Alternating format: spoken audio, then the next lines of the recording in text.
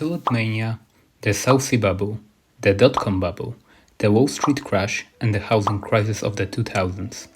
What do all of these have in common? They are all famous economic bubbles. However, there's one particularly fascinating bubble that I personally find to be often overlooked: the Mississippi bubble. But before we talk about it, let me introduce you to the man behind it all, Mr. John Law. John Law was a Scotsman, born in Edinburgh in 1671. In 1692, he left for London, where he became, well, a gambler, and his departure from Britain was no accident.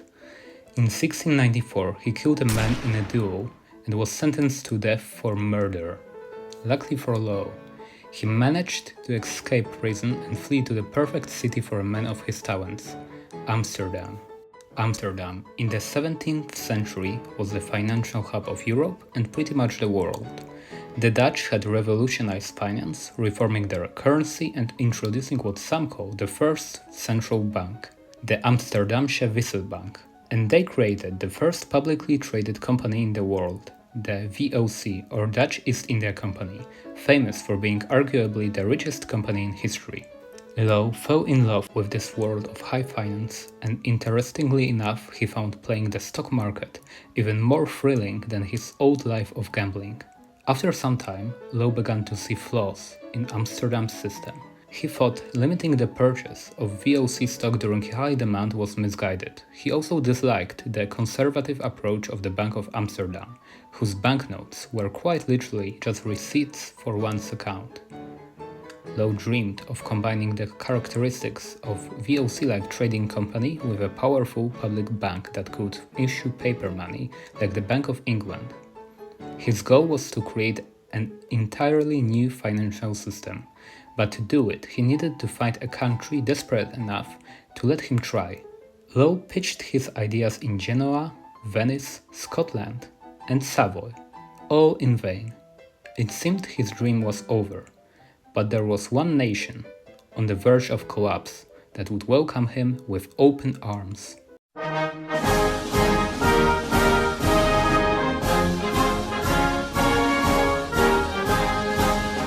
Let's talk about France. Under Louis XIV, the Sun King, France was exhausted by constant wars. After his death, the government was on the brink of bankruptcy for the third time in a century. They had refused to pay back so many loans that to call them desperate would be a massive understatement. And into this crisis stepped John Law, claiming he could fix everything. His first proposal was for a public bank that would issue banknotes, but it was rejected. Undeterred, Law proposed a new plan, a fully private bank. This was approved. In 1716, General Bank was created, with Law as its manager. The bank could issue paper notes that were convertible to gold or silver. A year later, these banknotes were declared valid for paying all taxes. His brainchild was slowly coming to life. But what was his grand idea? In short, Law aimed to create a new system for absolutist monarchy. The king would transfer the nation's credit to a massive trading company. This company would become the dominant economic force in the kingdom. The public would buy its stocks, filling the royal treasury and unifying the monetary system and trade under one roof. To make this real, France needed its own version of the VOC. Law targeted French Louisiana as the perfect vehicle for this scheme. In 1717, Western Company was established and given a 25-year monopoly on trade with Louisiana. Shares were sold for 500 livres each. And of course, John Law became its director. Soon after, Law's company received additional support from the regent, as Louis XV was too young to rule by himself. This made John Law's company appear even more attractive. In 1718, it received monopoly on tobacco trade and took over Senegal Company's privileges. During this time, Law's General Bank changed its name to the Royal Bank, meaning that the first central bank of France has been established. After edict from 1780, which stated that temporary silver prices reduction won't affect Royal Bank's banknotes, they became one of the most popular payment methods in France. Meanwhile, Law's company kept growing. It annexed the French East India Company in 1719, transforming into the Mississippi Company. Law secured his company the revenues from the Royal Mint for 9 years. That same year, his company loaned a massive 1.2 billion livres to the king to repay the entire national debt. Soon after, Law took control of direct tax collection. What was the problem then? Well, he didn't know when to stop. As the majority owner of this massive company, it was in his best interest to use his control of the Royal Bank to pump the speculative bubble. Why? Because he was the one making the most money from it. Imagine one man controlled every company in the S&P 500, the Federal Reserve, and the US Treasury.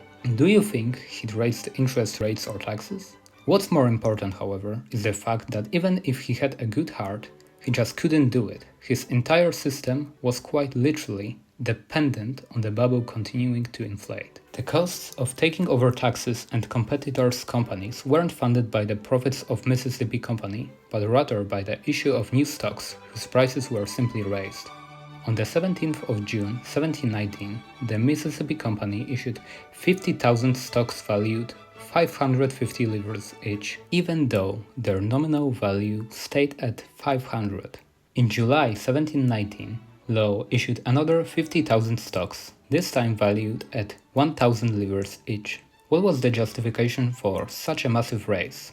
Law claimed it was the expected profits from the company. Law portrayed Louisiana as the Garden of Eden, where friendly natives were willing to supply any exotic products to the company's vessels. Law's stories worked, and soon several thousands of poor Germans and Swiss men moved to the colony. However, there they were met with hot and filled with insect swamps, resulting in 80% of them dying within the first year.